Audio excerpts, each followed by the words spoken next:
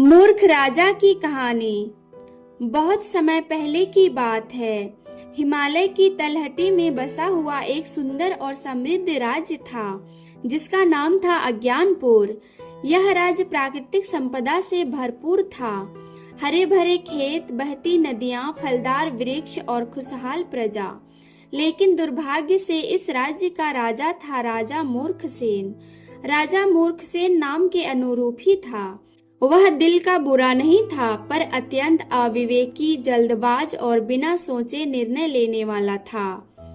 उसे ना तो राजनीति की समझ थी और ना ही जीवन के गुण सत्य की।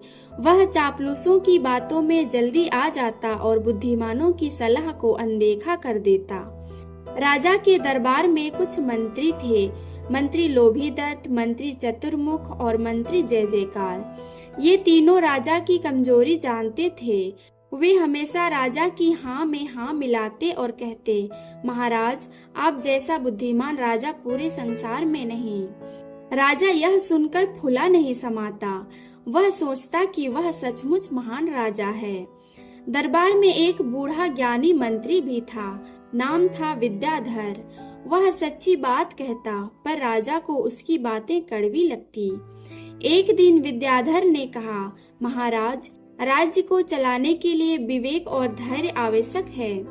राजा चिढ़ गया और बोला, तुम मुझे मूर्ख समझते हो। मैं जो करता हूँ वही सही है। चापलूस मंत्री हंस पड़े। एक दिन राजा ने सपना देखा कि अगर हाथी को सोने से नहलाया जाए तो राज्य और समृद्ध हो जाएगा। सुबह उठते ही उसने आदेश दिया, आज से रोज हाथी को सोने से नहलाया जाए। मंत्री घबरा गए, पर किसी ने विरोध नहीं किया। रोज सोना पिघलाकर हाथी पर डाला जाने लगा। राज्य का खजाना खाली होने लगा। विद्याधर ने फिर चेतावनी दी, महाराज, यह विनाश का मार्ग है। राजा ने डांट कर उसे दरबार से निकाल दिया। खजाना खाली होने लगा, कर बढ़ा दिए गए, किसान रोने लगे, व्यापारी कंगाल होने लगे, लेकिन राजा को कोई फर्क नहीं पड़ा। चापलूस मंत्री कहते, प्रजा का कष्ट आपके तप का फल है महाराज। एक दिन साधारण किसान दरबार में पहुंचा। उसने राजा को एक आईना भेंट किया। राजा बोला, यह क्या है? किसान बोला, महाराज, इसमें आप अपने राज्य का भविष्य देख सकते हैं। राजा ने जैसे ही आईना देखा, उसे उसमें अपना राज्य उजड़ा हुआ दिखाई दिया। खाली खेत, भूखी प्रजा, टूटा महल। राजा घबरा गया। यह कोई जादू नहीं था, बल्कि राजा के अंतरात्मा का प्रतिबिंब था। राजा को पहली बार अपनी मूर्खता का एहसास हुआ। उसने तुरंत विद्याधर को वापस बुलाया और कहा, मुझे क्षमा करो, मैंने मूर्खता की है।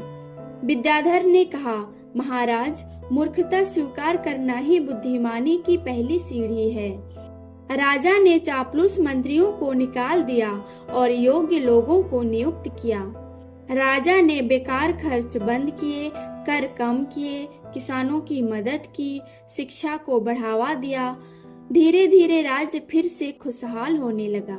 अब राजा निर्णय लेने से पहले सोचता, सलाह लेता और विवेक से काम करता। प्रजा कहने लगी, राजा मूर्खसेन अब ज्ञानी राजा बन गया है। इस कहानी से हमें ये सीख मिलती है कि बिना विवेक से सत्ता विनाश का कारण बनती है।